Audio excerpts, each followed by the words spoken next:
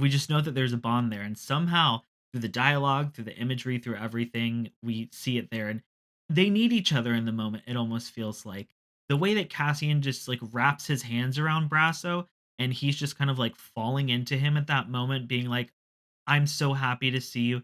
I'm so sad about my mom. You know how sad I am about it." I mean, Brasso even says he loved Maarva. Seeing two grown men having an emotional, vulnerable moment together, that's something we don't really ever see in media. And it's something that really stood out to me that I love seeing as well. Krypton to Alderaan. Krypton to Alderaan. Krypton to Alderaan. Krypton to Alderaan. Welcome, everyone, to Krypton to Alderaan. I'm Joey, and I am once again joined by Scotty Holiday. You may have seen them on YouTube reviewing all kinds of Star Wars stuff, including weekly reviews of Andor, or you might have heard them on pretty much all the Andor episodes that we here at Krypton to Alderaan have done. Our official, at this point, I think we can say official Andor correspondent, Scotty Holiday. Hi, Scotty. How you doing? Hello, I'm happy to be back as the official Andor correspondent for Krypton to Alderaan. I hope everyone who is listening has enjoyed me being here, and if they haven't, well, they didn't really have a choice anyway. So.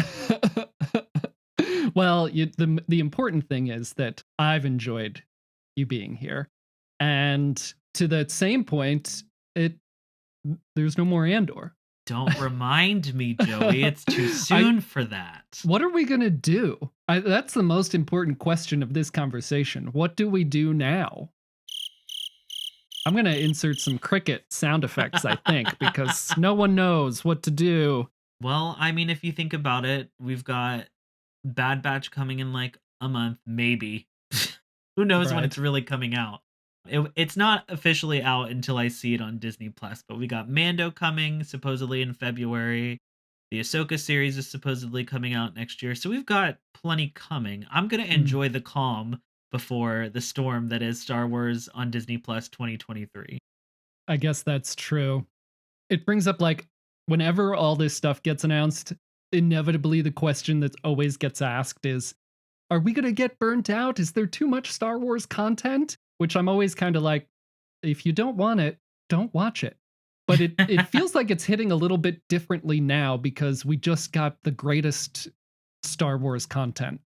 Oh, yeah, and everybody is already comparing Andor versus everything else that's come out, like, before, and then, of course, I mean, it's inevitably going to be, well, how did the Bad Batch shape up with Star Wars Andor, Disney Plus's greatest Star Wars thing since Rogue One? We're gonna see it all over the place. So it's just gonna be the inverse, but it's still gonna be like this was so much better than everything before and after.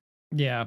Yeah, I don't really like that way. I mean, there's a fine line there, maybe. Like, first of all, the Geeky Waffle Network put out a video about this, about how you can't really compare Andor to Obi-Wan Kenobi specifically.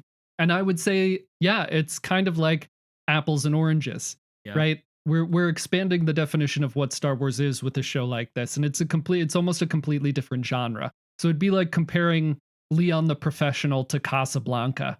Maybe there's more comparisons to be made with that than I think, but you know what I mean? I think I heard, I cannot remember who it was to save my life.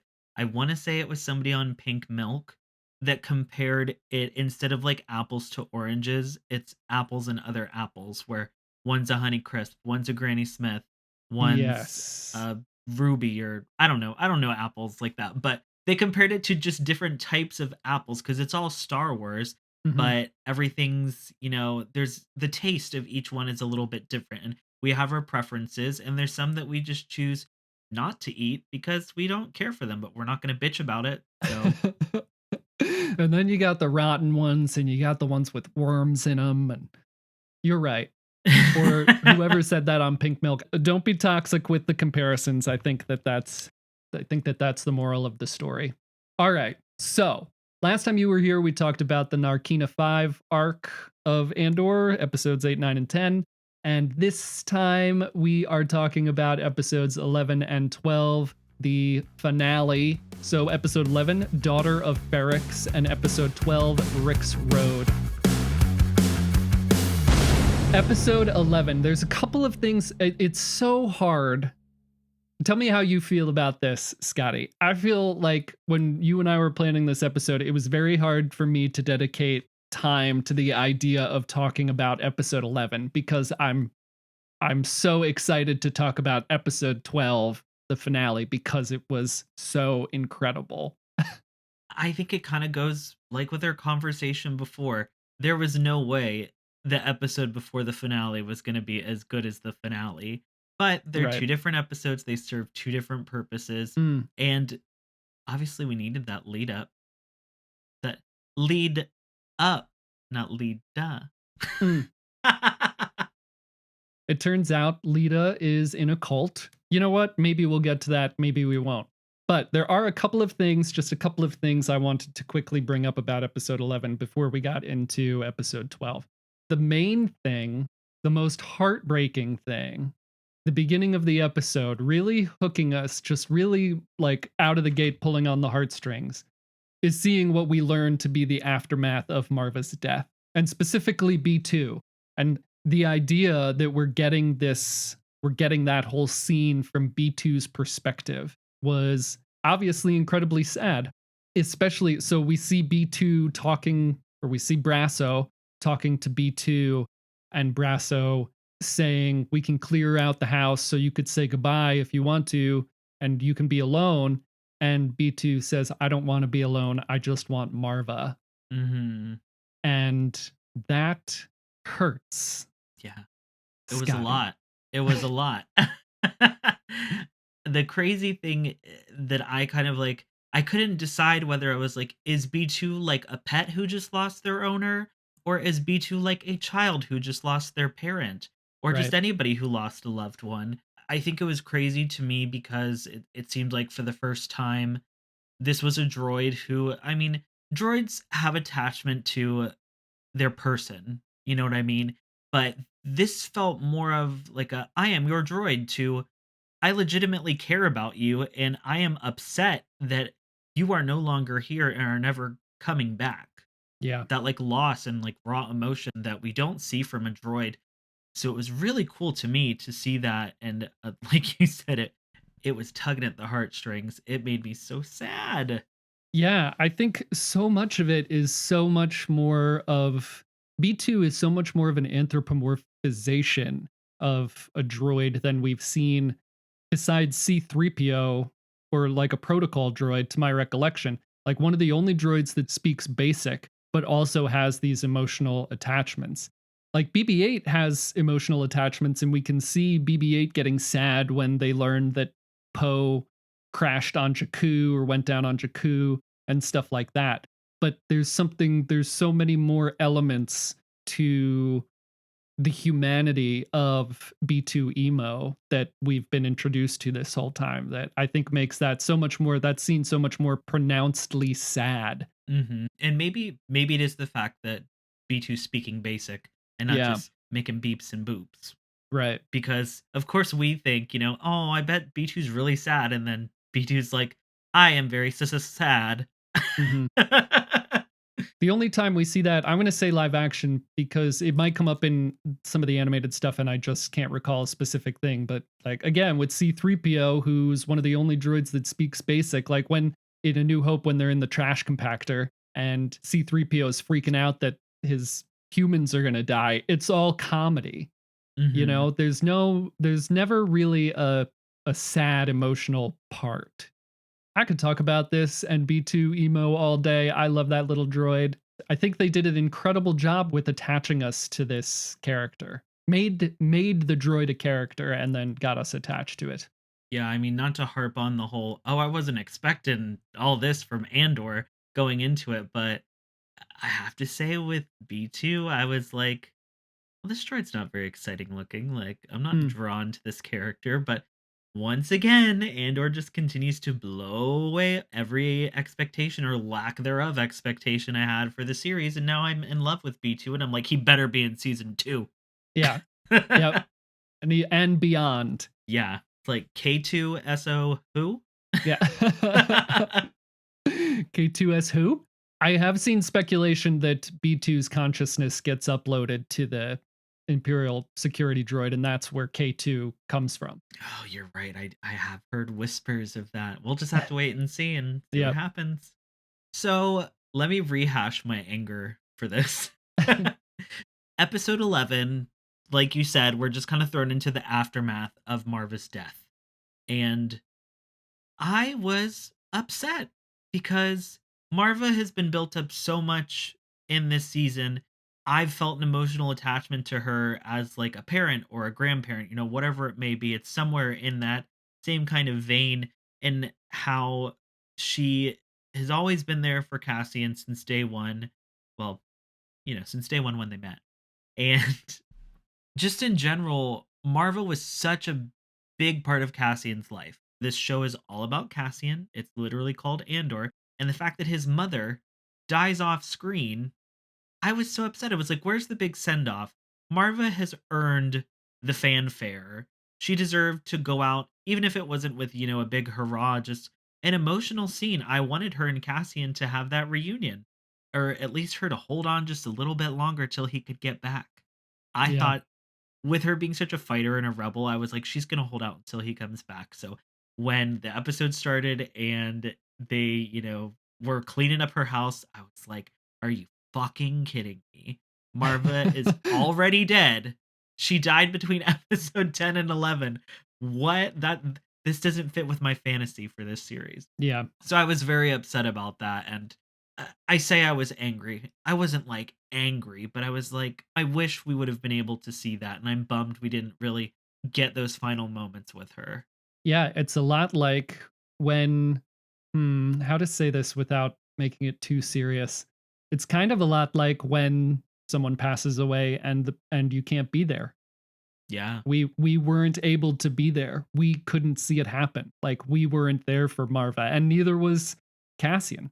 Cassian couldn't be there. Mm-hmm. And so that's sad to think about. Something else that you just brought up that I hadn't thought about was the show was all about Cassian. It's literally called Andor. And now thinking back with everything we've seen, Cassian, Clem, the flashbacks of Clem, Maarva, B2, and the Andor family, and that being the precipice for this show, and eventually being one of the pillars of what Cassian will become as a rebel.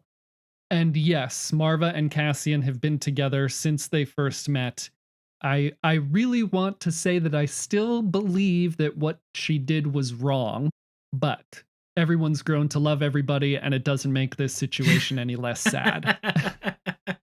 I'll be interested to see how you feel about her death and how you felt about her death once we get into episode 12. Oh, I got a lot to say about that.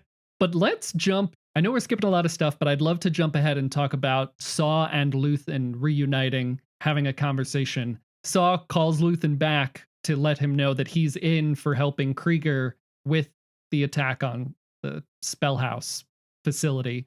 And Luthen has to tell Saw that the ISB knows about their plan and that Luthen is sacrificing Krieger and all of Krieger's men to basically keep the rebellion going.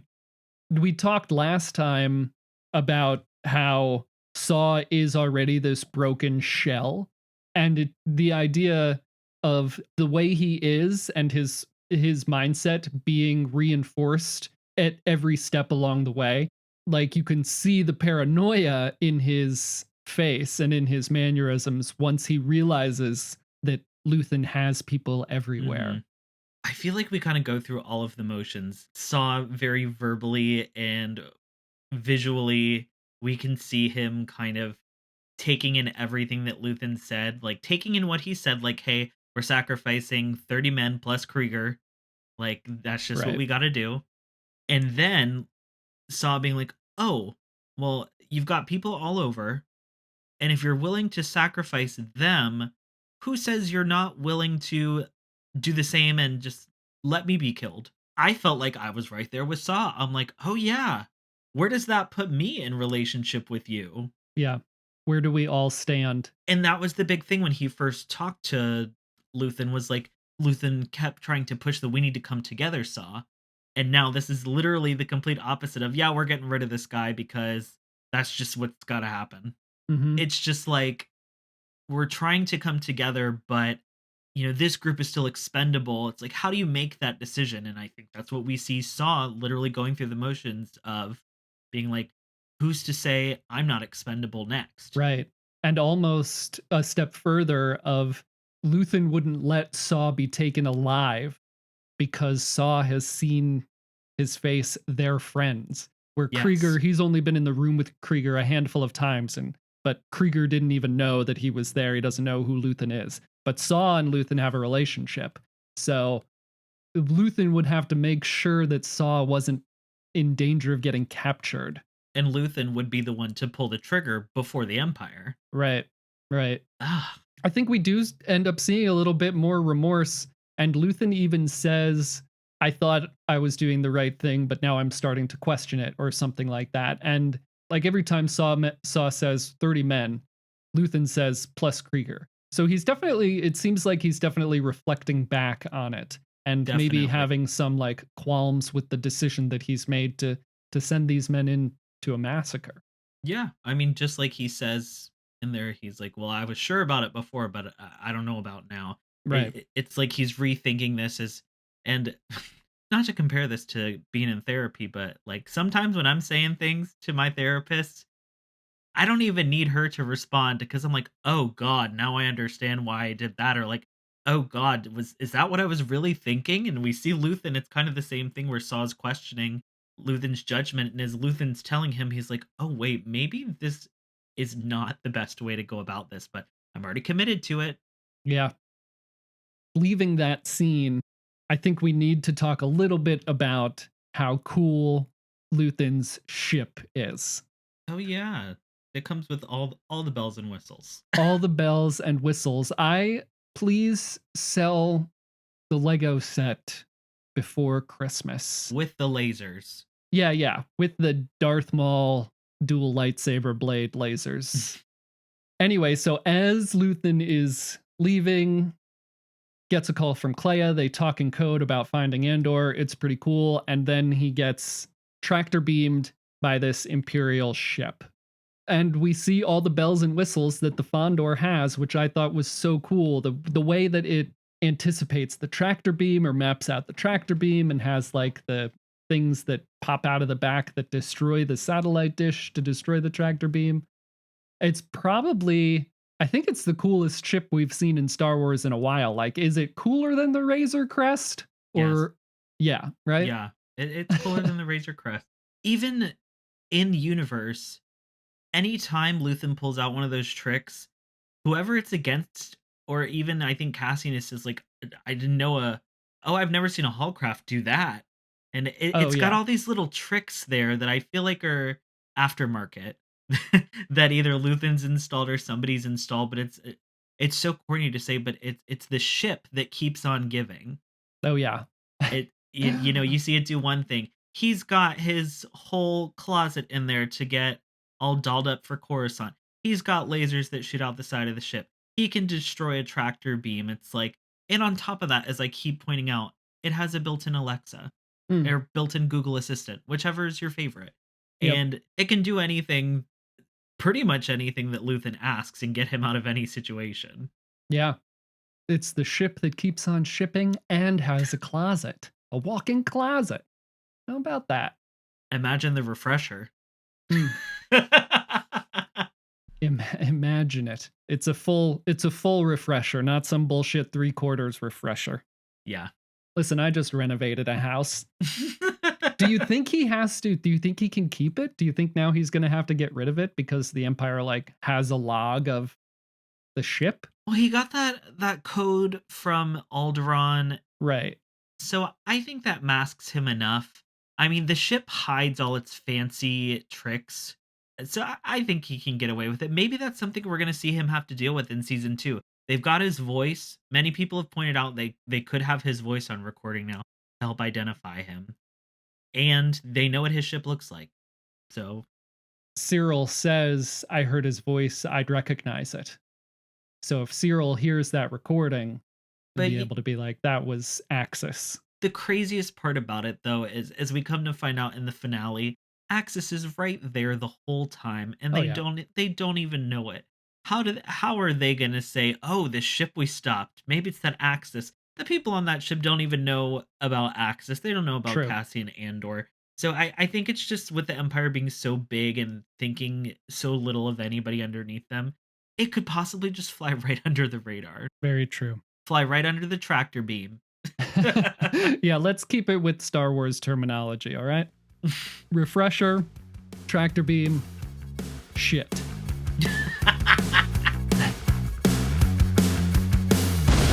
You know what? Let's all go back to Ferrix. Along with everybody else, you and me, we're going back to Ferrix for episode 12, the finale, Rix Road. I'm taking Rix Road straight into town, all the way.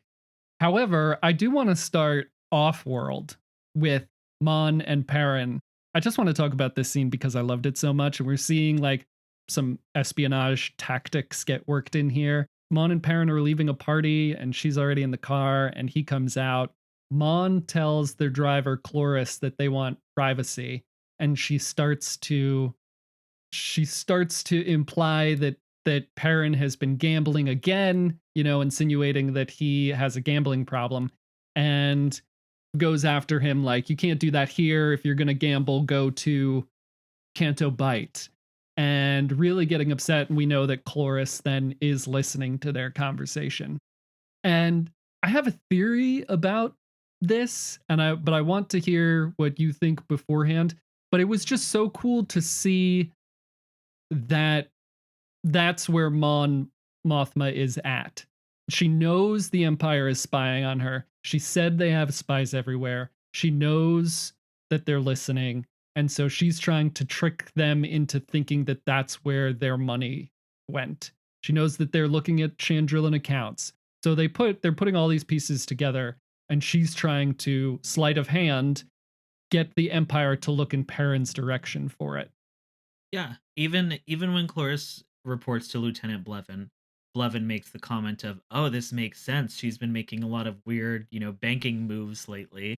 So Right. they're feeding right into it. But if you really wanted to hear what I thought happened, which was not right, I was so off when I watched the episode again with my best friend. She was like, "Oh, I love how Mon's, playing this on Perrin, making them think that, getting the Empire off her back and blaming it on Perrin's gambling, that he probably isn't doing it all." And I was like, "Oh, well, that's not what I got out of that scene." I'm the one who's reviewing Andor on YouTube. She's just, the casual audience watching.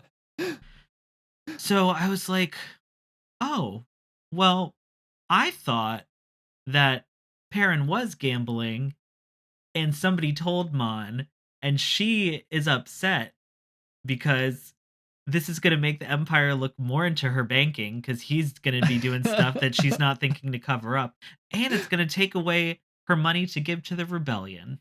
Mm. So that's where my mind was, which was completely wrong, and I have been enlightened by you and by my best friend, and when I talked to the Wayseekers about this. So I'm just owning it. I was wrong, and I feel dumb, but I now know what she was doing, and I love her for it because it's so smart. It's so smart to be like, "Yeah, that's my shitbag husband with his gambling addiction." And it's just another piece of her plan. She's like, "Well, if the stuff with Davos Golden doesn't work out, or I can't get a loan to cover this up, well, then I'll just blame it on my husband's gambling problem." And it's she's so clever for doing that. That's very funny. But you know what? I think it's a testament to Mon Mothma's acting. She's hamming it up in that scene. She's got teary eyes. She's making you believe, and she's making Cloris believe that Perrin is really at fault here. Yeah. Which I love. Unfortunately, I guess in that scene, I am Perrin. I didn't want to leave the party. I wanted to keep drinking and having a good time. And my friend or significant other was like, "Come on, bitch, we gotta go." And then I'm like, so I'm drunk and I'm like, "What are you talking about? I'm not gambling. I'm not." Yeah, so she fooled me too. So good on Genevieve O'Reilly and good on Mon Mothma. Yep. It's Genevieve O'Reilly playing Mon Mothma, playing this version of Mon Mothma. It's so cool to see. Like, she brought it up in an early episode too. Like, the Mon Mothma that everyone knows is a mask, but it seems like, from like my perspective, that there's so many layers to that kind of acting. And we started peeling the layers back when we took off that horrible blanket, that white sheet outfit. Let her hair down a little bit, said screw the pixie cut. As I said from the beginning, yesified Mon Mothma, and she's here to stay and she's here to slay. Yep. Here to stay and here to slay, our Meaty Mon Mothma. This has been your Meaty Mon Mothma hour with Joey and Scotty. One last point about this is that I did love seeing Mon do this. It feels like she's starting to have to do things that she doesn't want to do or that she doesn't like. We know that she doesn't like sacrificing her morals or ethics for the rebellion. And 2 points, one with Lita and one with Perrin, of like having to come to do things that she doesn't necessarily want to do, which the whole scene with Perrin, I was thinking, this is cool. This is really a really good idea. But it doesn't feel like Mon Mothma that we've gotten to know over the past 11 episodes. So I'm wondering if it's all part of the plan with Davo and Tay. Like, it seems way too skeevy to be Mon Mothma, is what I'm trying to say. But it seems much more like a Davo Skolden plan. And we already know that he knows Perrin, so he could know like Perrin's vices and stuff. So if they're trying to hide money, and they say, well, but the cherry on top is that we're going to, if the Empire does find this and it does look suspicious, we can point them towards your husband. You know, I think that is a very good point to bring up, because I didn't even think of that this could be all a part of the plan, because it is a bit out of character for her. Throughout this whole series, regardless of how Perrin or Lita treats her, she never wants to put them in the crossfire of her dealings. But this, and as we see later on in the episode, she does just that. So I feel like it either could be a part of that plan, but the way that I took it is, after all this stuff in the Senate, after all this beating down, she recognized that she can't do anything. She recognized that the way that she is trying to fight is not working. What she is trying to do and the way she's trying to go about making this change, it's not going to happen. So I feel like she's been kind of broken down to this point where she has to do these things that she's uncomfortable with, because what she was doing before wasn't working. And now she's actually having to go more on the offensive. Yeah, that's definitely the route to get us to where it has to go, right? I was just hoping so much that with Luthen and with Saw and with that type of rebellion, and with her confronting Luthen about, not wanting to do certain things because it will hurt the people of the galaxy, that she wouldn't get that beaten down. But I guess it's, like you're saying, probably the reality of the situation and the way that it all works. I mean, she even says in episode 11 to Vel, she has a drink in her hand because she's so stressed. And throughout the series, she was never really drinking. Yeah. Like, she, in one of the episodes, she was walking around with a drink and then handed it off to one of the assistants. So when I saw her having a drink, her hair all pushed back and whatnot, I was like, ooh, she is going through it. And she even says to Vel, I'm in so much trouble, Vel. Yeah. I don't think she likes what she's doing, but I feel like she feels she has no other choice but to make these moves, at least until this banking situation is done. We gotta talk about Nemik's Manifesto. I'm so happy it came back. And I'm like, honestly, my prediction was that it was going to be the last scene of the season. It would just we'd see Cassian get away and we'd see him open up Nemik's Manifesto. I've never been more happy to be wrong. And I loved seeing it here with Cassian actually listening to it, which I thought was in Nemik's voice. Yeah, did you think it was going to be something audible? Because I definitely thought it was going to be in writing. I had no idea. And I can't tell, do you know if it's both? Like, does he actually have a book and some kind of audio device? This is Star Wars, so I'm sure he speaks it, and Nemik used speech to text to write his manifesto. That's so futuristic in Star Wars, don't you think? Speech to text. Yeah. Well, when you have Alexa assistants on your starship, then yeah. Yeah. I was very surprised to hear his voice again, and it did make me feel good. And the whole thing. I mean, the scene starts off with the words, "There will be times when the struggle seems impossible. I know this already." And he kind of starts talking about how things are really bleak.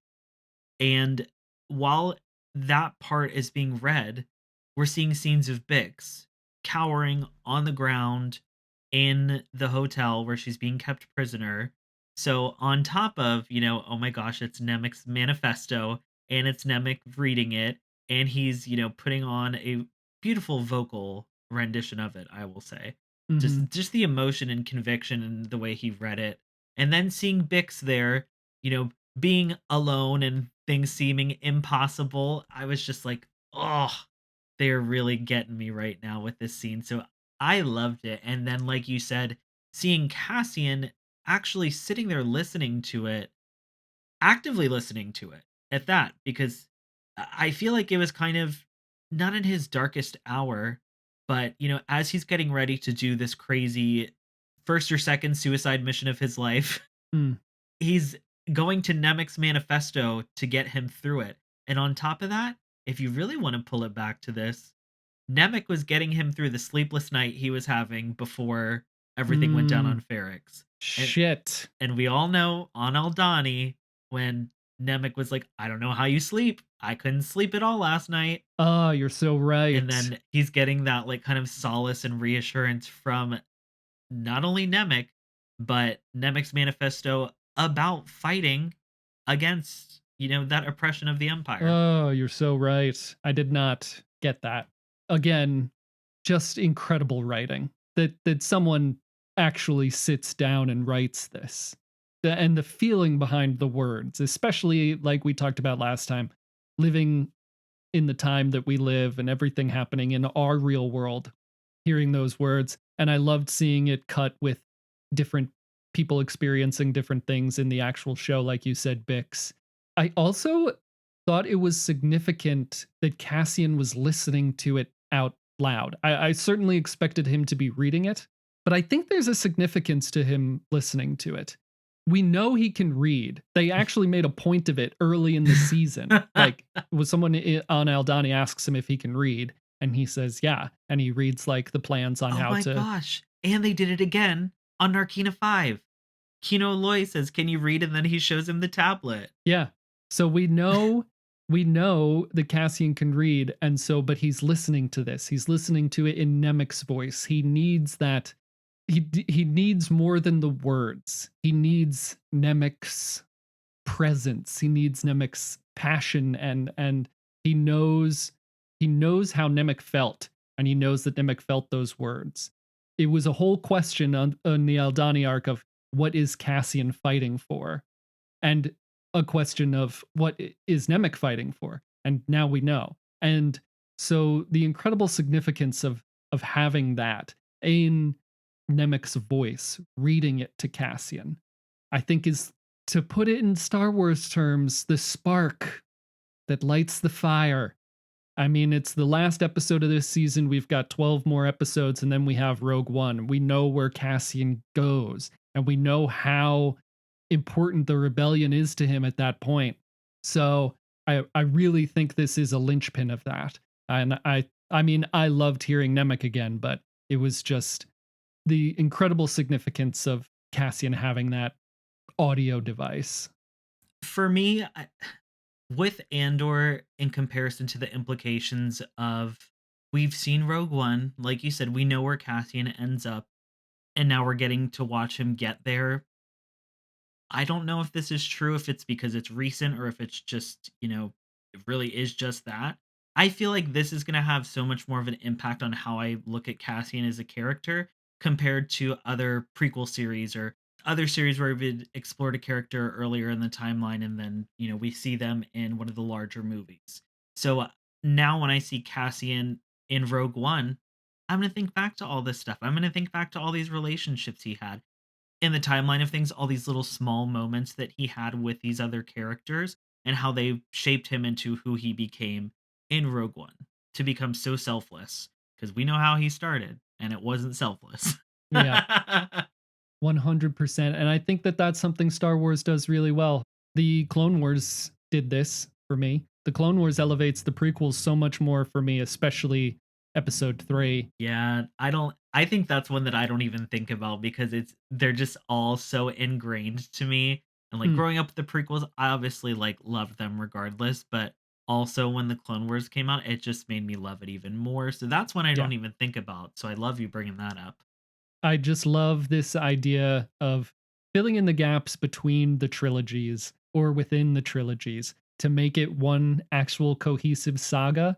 And in doing so, elevating all the other content that we've gotten. Mhm. Speaking of loving Cassian more and more, let's talk about Brasso and Cassian's reuniting in the sewer. I I don't know how they got me to feel so happy about this happening, but they did. Like it was just such a feeling of joy seeing the two of them finally get back together.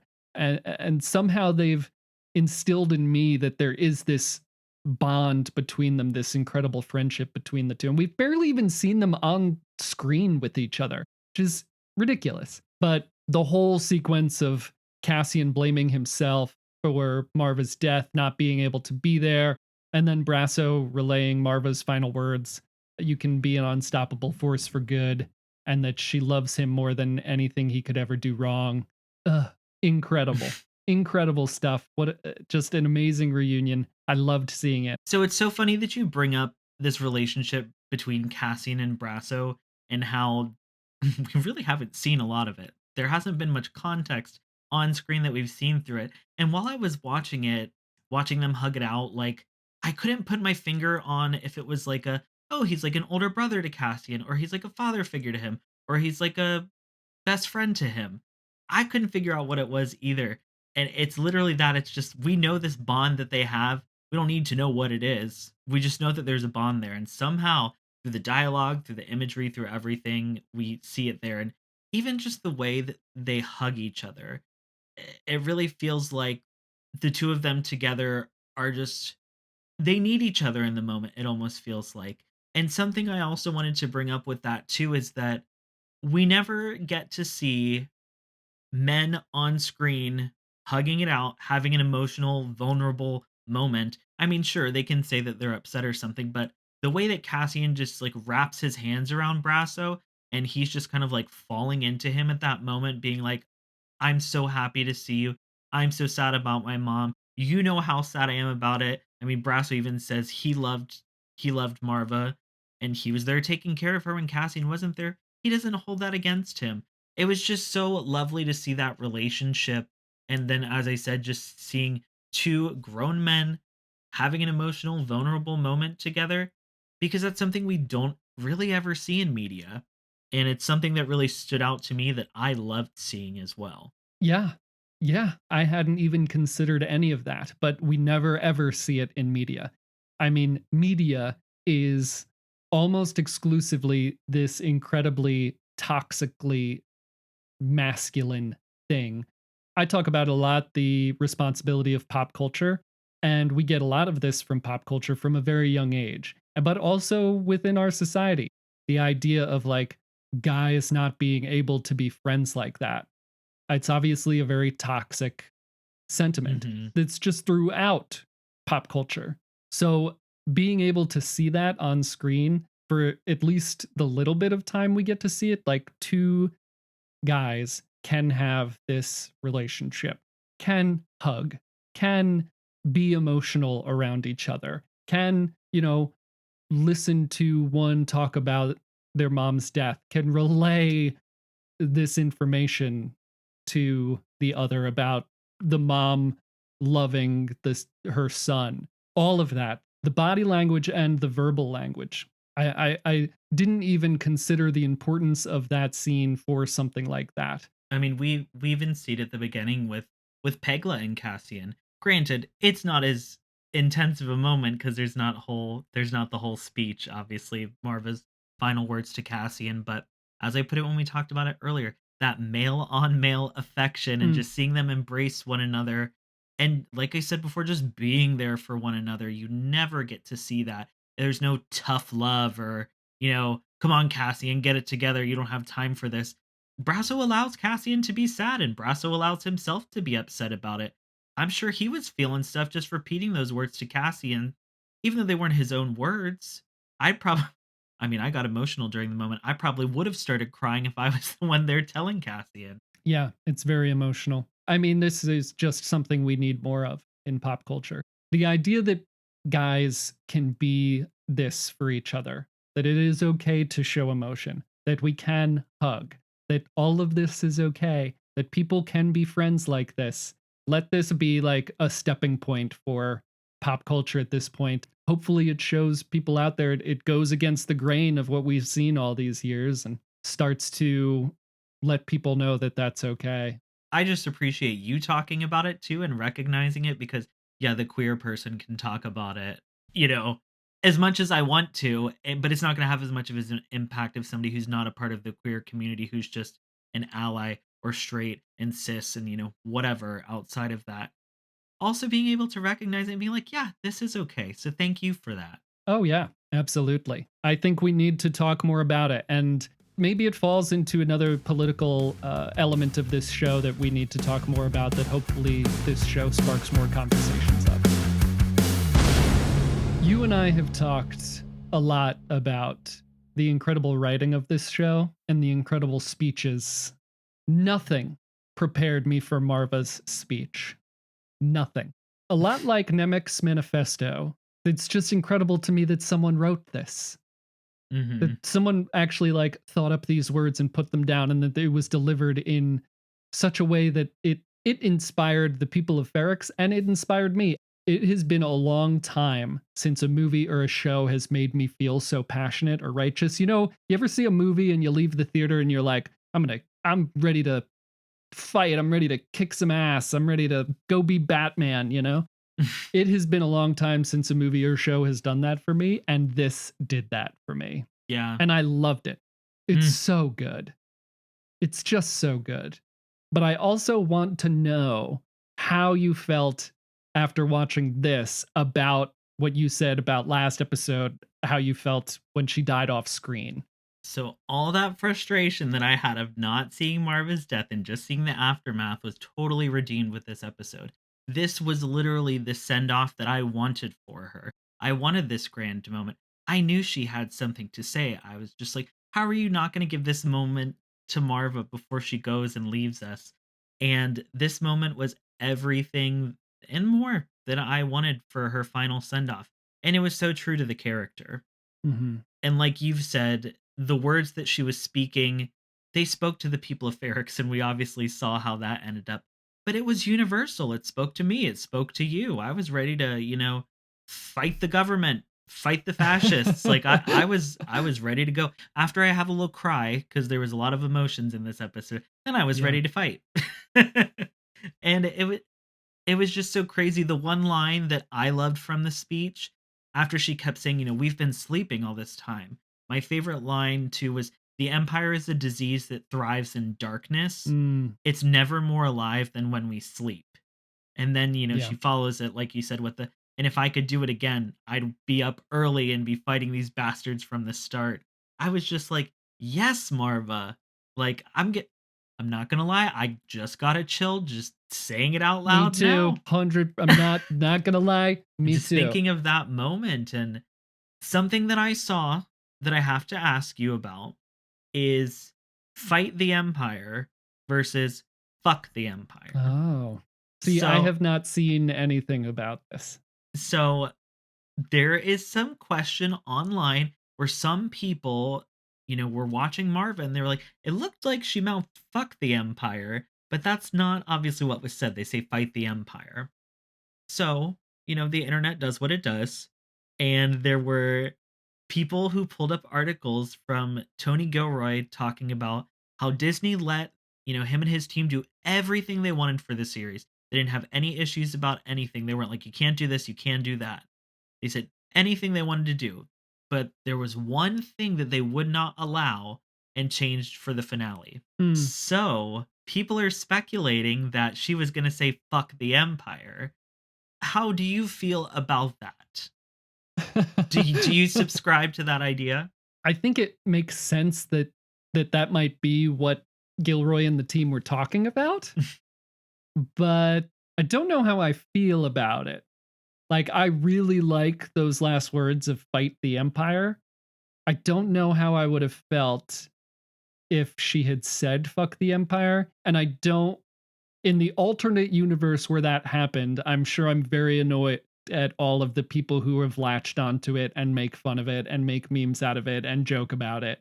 And they can't give us shit and fuck in the same season of the same show. And bastard. And bastard. That's like Maarva's go-to. So I don't know. How do you feel? Do you think that would have like changed it for you or felt more powerful? I think it would have changed it a lot, but not in a better way. Mm. I think fight the Empire while fuck the Empire sounds right up Marva's alley. I could see that woman saying fuck the Empire all the time. But fight the Empire, fuck, it's a cuss word. It's obscene. People hear that and, oh no. But while it has that to it, fight the Empire that's what was needed in that moment. That's what she was telling the people of Ferrix to do. Yeah. And in doing so, she wanted to fight the Empire and she was telling them to fight the Empire. So I think fight the Empire it had so much more weight to it. So if that is the change that Disney made, Disney did good on that one. First good decision they've made in a long time. Oh, people are going to get mad. If Disney was the one that chose that, can you imagine the discourse? I just feel like, oh, well, you want to complain about Disney Star Wars? Well, remember when Marvel almost said, fuck the Empire? Yeah. This is a very funny thing that people have latched onto. Yeah, I do think that her telling them to fight the Empire is the more powerful of the statements.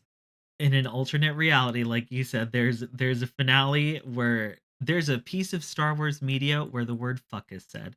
But Yep. we're not in that reality, and honestly, yeah, fight the Empire. As much weight as fuck can carry, fuck carries a lot on its own. But those 3 words of fight the Empire at the end of that speech carried so much more than one fuck could carry it all.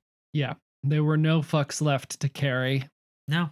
So the speech was great and all, but it also gave Cassian a chance to be there, to see her in her like you were saying, it felt so wrong that she died off screen, but now Cassian got a chance to see her one last time. And I want to ask you about this scene because it really affected me. And in fact, during the Pink Milk live stream, I said it was my favorite moment. And I want to know what you think. So when Cassian goes to rescue Bix and he sneaks in through the sewers, which I'm pretty sure is what Maarva was clearing out in an earlier episode to make sure that the rebellion could use them. So that came back, and I loved that. But he gets to Bix because all the Imperials are outside dealing with the mob, and Bix says, Maarva was just here, and Cassian said, wasn't she great?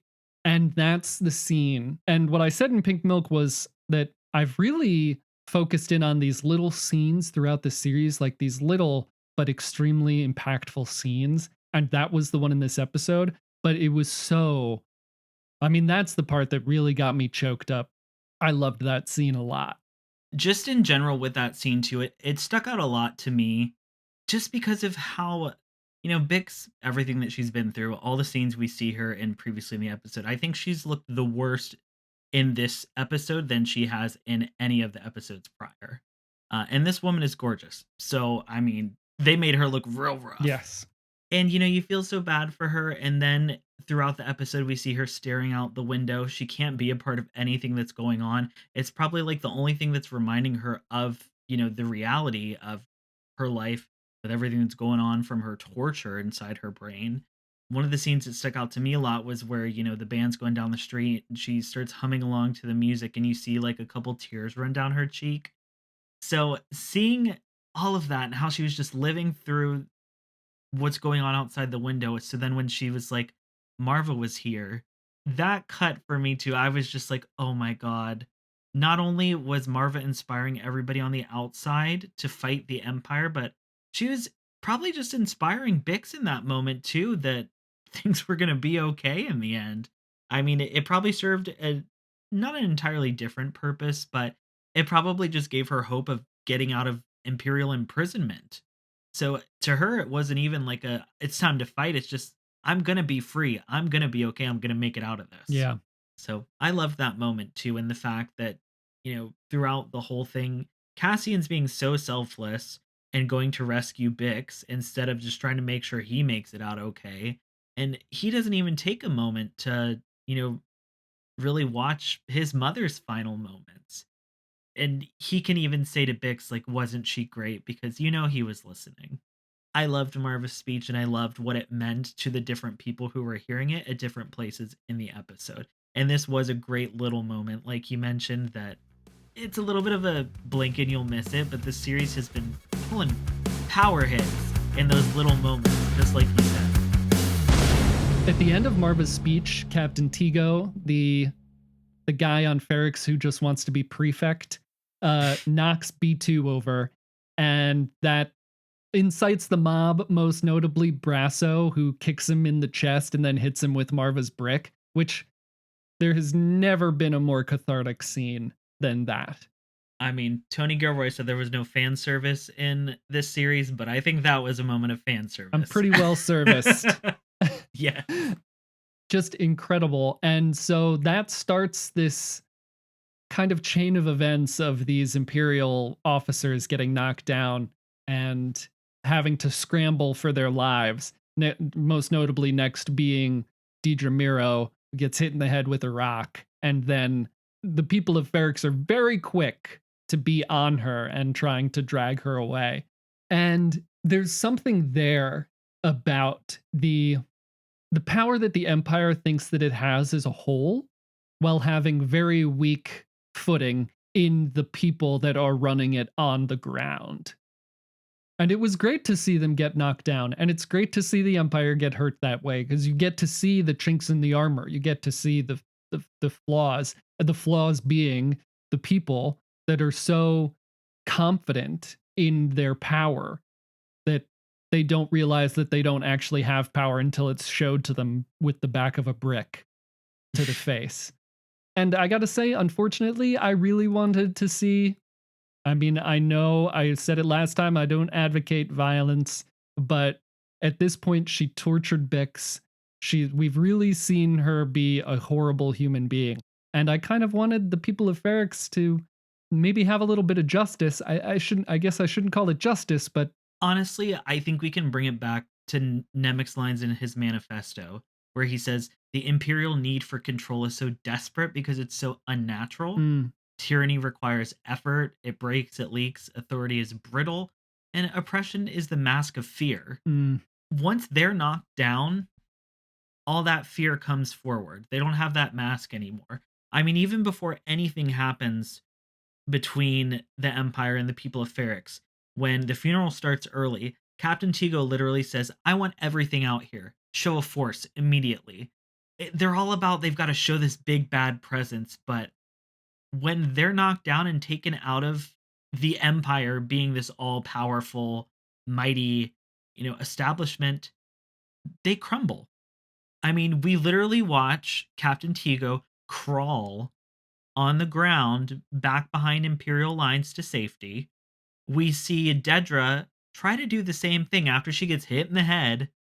She loses her blaster, and she is just crawling on the ground, just trying to get back to that blaster because she knows she is nothing without that power that she sees behind, I am an ISB supervisor. Here is my blaster. Like, she has nothing behind all of that. It's like if you take off her little Imperial uniform, put her in civilian clothes, she's a person at the end of the day. Captain Tigo is a person at the end of the day. The Empire is an establishment.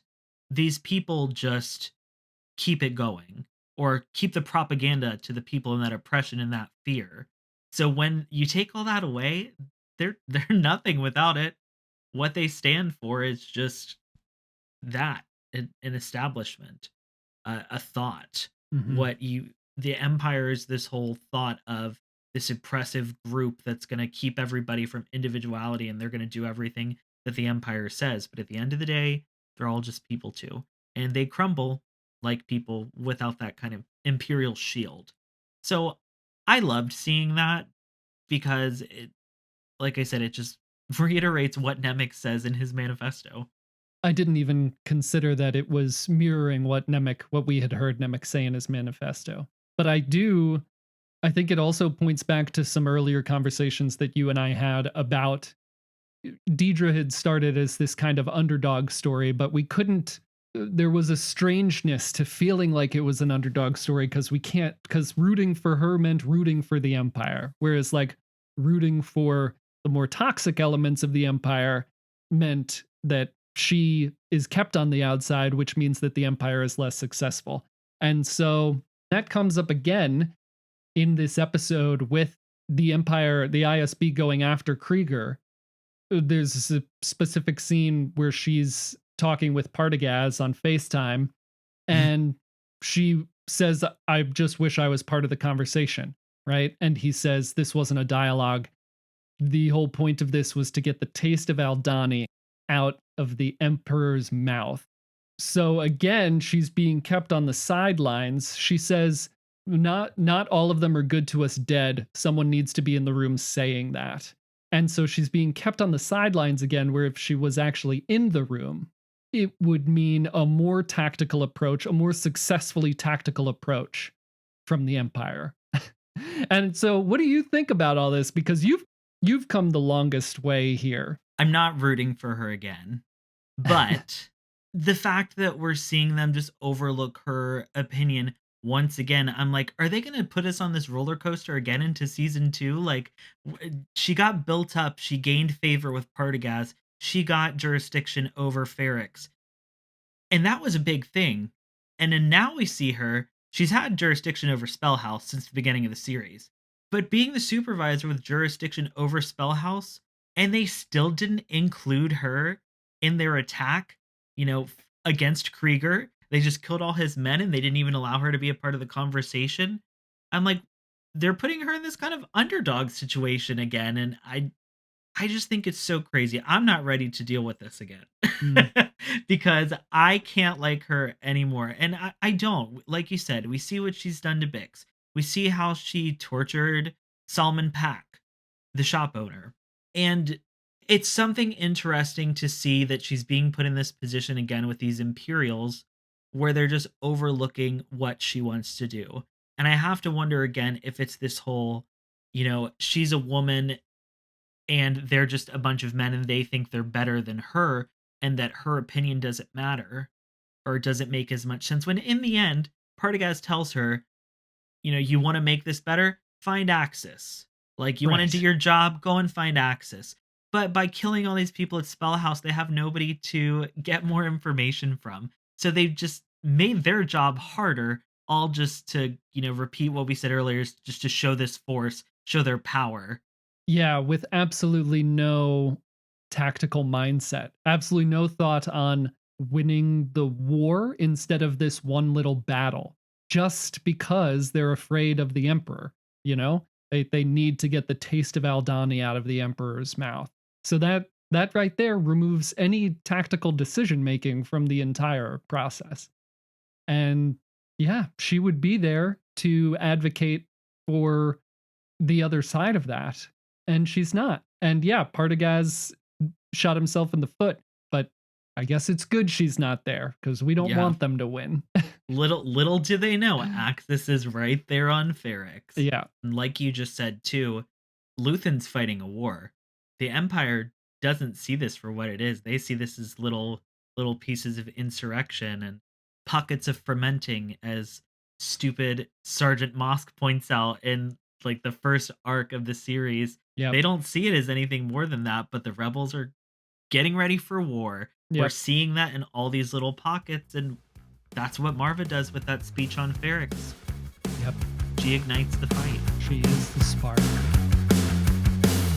So I want to talk about the very end because I think it really shows Cassian's full development, a complete 180 from where he was when we met him at the beginning of this show. And not a lot of time has passed, but I think it's worth bringing up. So Cassian gets everyone on the ship to get away, but he doesn't go with them. And he's on Luthen's ship. He's on the Fondor when Luthen gets back to his ship. And Cassian tells Luthen to kill him or take him in. The last time Cassian was on that ship, the most important thing to Cassian was self-preservation. He said he would rather live than go up against the Empire. And he just wanted Luthen to drop him off wherever. He didn't want to go and fight. He didn't want to go to Aldhani. So to see this now, to see this version of Cassian now, once again on that ship, sending his friends to freedom, I felt a little bit of like, he's there, his mom just died, he sent his friends away, he might feel like he's got nothing left to live for. But he's made the sacrifice. He's willing to sacrifice himself for his friend's safety. And that's the perfect cap. As great as all the other scenes we've talked about in this episode have been, that's the perfect cap to this first season. Seeing that version of Cassian come out, be the last thing we see. It's just like we mentioned before. This is one of those little moments that does so much. I mean, I kind of got the same thing when Cassian went in there. I was like, he's lost his dad, he lost his mom, he almost lost his friends in that battle, but he made all these selfless sacrifices and he got all the people he cared about to safety. So at this point, he's kind of done everything he needs to do. He's, I guess you could say, in the, vein of Star Wars, he's redeemed himself. It's all come full circle, and he's like, kill me or take me in. And part of me felt like, just like you said, if that was the end of it, he did everything that he needed to do for those people. Mentioning self-preservation, all he wanted to do was live before, and now he's taking a chance that he could die, but at least he knows all the things that he's done, and I think he recognizes how far he's come as well. Yeah. You can't not recognize that as a person because it's been a big change. I think he recognizes that as soon as he said in the previous episode, tell her she'd be proud of me, when he's talking about Maarva. And it's very much that I think exactly what you're saying. He might feel fulfilled here. His friends are safe. He's willing to die. He says, kill me or take me in. Both parts of the sentence, kill me, I'm willing to make this sacrifice, or take me in, knowing that Maarva and Nemik want him to fight, and that he has to fight for them and for his friends. Yeah, Luthen gives him that little smile in response, and I was right there smiling back. Yep. I just thought, oh, this is so perfect. This is a perfect way to end this. He's taken that step forward. Yep. Half a second of happiness in this otherwise sweaty palmed edge of my seat. We finally got that hope, that we'd been waiting for. We finally got that hoe. That's what Luthen's thinking when Cassian offers his services. So that's the end of season 1 of Andor.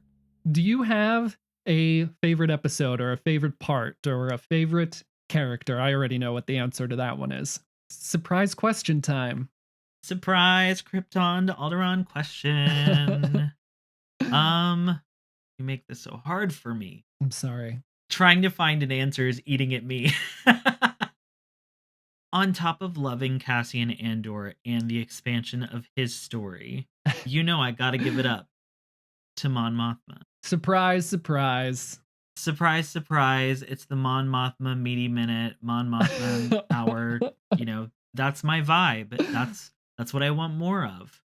Let's get the Mon Mothma show, spin-off. Disney loves spin-offs. That's a new thing. So she has been, there have been so many good characters in the show, but, I have to give it to Genevieve O'Reilly. She's just blown me away with a character I didn't really care about at all before and am now obsessed with. Yeah. Yeah, that is true. Another thing that we touched upon way early that I completely forgot about was that we had no expectation for, no understanding what it could possibly be in the character of Mon Mothma. And now I feel like we've been robbed of not having her for so long. Yeah. I would say up until that speech, I would not have said Maarva was my favorite character, but I think that post that speech, Maarva is my favorite character. It was incredible. It got the most out of me of anything that's happened in the show. So I have to give it up for that. So Maarva and B2 and Bix and Cassian and Brasso and Don't forget my new girl, Jessie, the daughter of Ferrix. oh yeah. And we can't forget about Tim. Shout out to Tim. Pour one out for Tim. Who was that again? That was a really long time ago. Tim with 2 M's. Can I ask a quick follow-up question of, do you have any expectations for season 2, or is there anything specific you'd like to see? So I'm going to echo this because it was a point I didn't think about until I read it. Molly from Star Wars Explained tweeted that she just wants to see Mon Mothma leave Coruscant. And I was like, yeah, I want to see her leave Coruscant. And to add on that, I was like, we've had all this mention of Chandrilla. Kind of want to go there. I would love to see Chandrilla. I was going to say, I don't think we've ever seen it, have we? I mean, maybe in a comic or something, you would know. I don't remember seeing it in a comic, but it might. I feel like maybe it was, but I can't remember. But then again, why would we have? Because Mon Mothma didn't have a ton of a story before this. So, yeah, I kind of want to go to Chandrilla. And I want Bail Organa. Where was Bail Organa? Bring back my boy.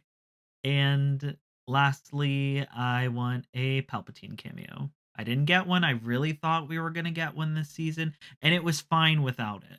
See, I thought that's the thing that Disney wouldn't let Gilroy do. But the fuck thing makes much more sense. The fuck thing, you know.